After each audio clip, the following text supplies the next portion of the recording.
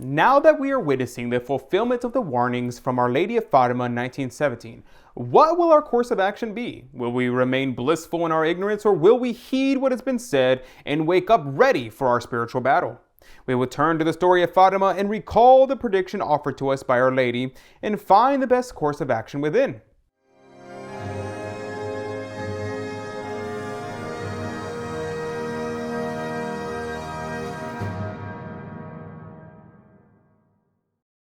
Howdy, and welcome to America Needs Fatima. My name is Adrian Fonseca, and before we embark on this journey, don't forget to subscribe and hit the notification bell to stay updated on all our inspiring stories.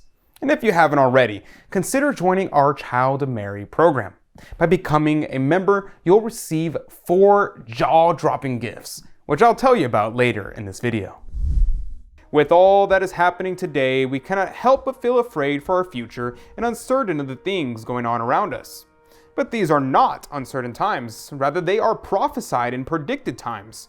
We are too preoccupied with being at war with each other over rather trivial things that we have refused to look at what is really happening and who our real enemy is. And in the words of prominent Brazilian Catholic thinker Plinio Corrêa de Oliveira, impiety and impurity had dominated the earth to such an extent that to punish men, a real hecatomb, meaning an extensive loss of life, had broken out, the First World War. That conflagration would soon be over and sinners would have time to amend by heeding the Fatima appeal. If that appeal had been heeded, humanity would know peace.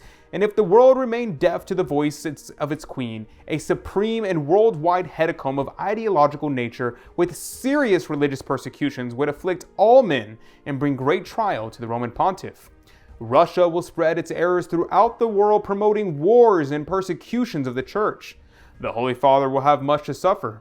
Now this warning, Russia will spread its errors throughout the world, fits perfectly into the conflict of today. And all who hear it will understand what is being referenced, but those who heard it in the day it was proclaimed could not decipher its meaning beyond a vague warning of a distant future. That is until the rumors were heard that the Russian Communist Party had begun to spread its errors worldwide. Just months later, it is important to note that the Blessed Virgin's announcement was more or less unintelligible at the time of this prophecy, July 13, 1917. Indeed, Tsarism had just been overthrown and replaced by still bourgeoisie regime of Kerensky, and no one could know that those Russian errors would be. It was clearly not the diffusion of the Greek schismatic religion, mummified and deprived of any force of expansion.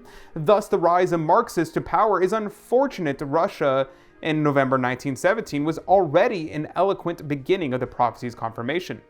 The second part of the prophecy is where you and I come in, and the decision to either remain willfully ignorant or heed what has been asked by Our Lady and wake up for spiritual battle is upon us. We must know and carry out the 2 conditions required in order for the Immaculate Heart to triumph.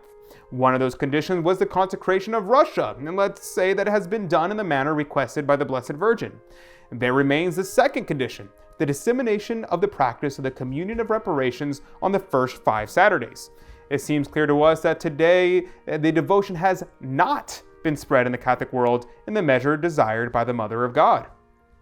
There is another condition implicit into the message, but also indispensable.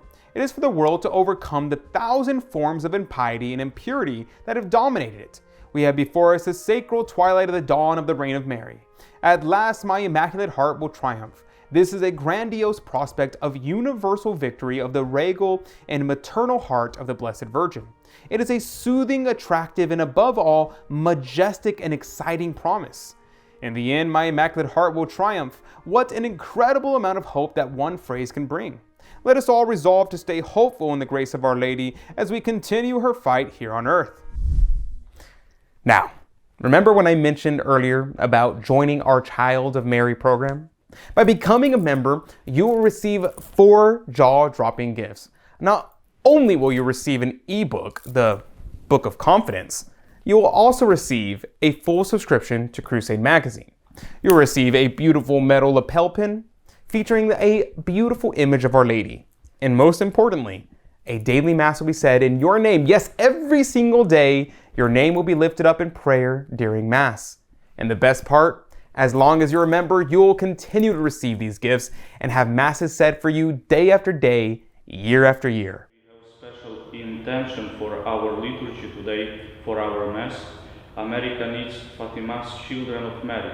And especially we offer this divine liturgy for Lucy Cosgrove, for Matthew Long, for Mary Wyman, for Lisa Gibson, for Sarah Hunt. Just click the link in the description box below to become a child of Mary today and embark on this spiritual journey with us.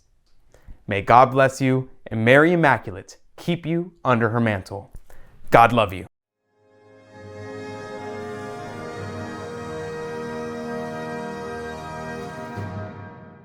Thanks for watching. To save souls, there needs to be more Fatima-focused content on YouTube.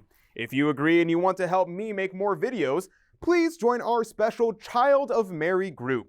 As a Child of Mary, you'll get a beautiful Fatima pin, plus inspiring reports on America Needs Fatima work to save souls. Click the link in the description below to learn more and become a Child of Mary. God love you.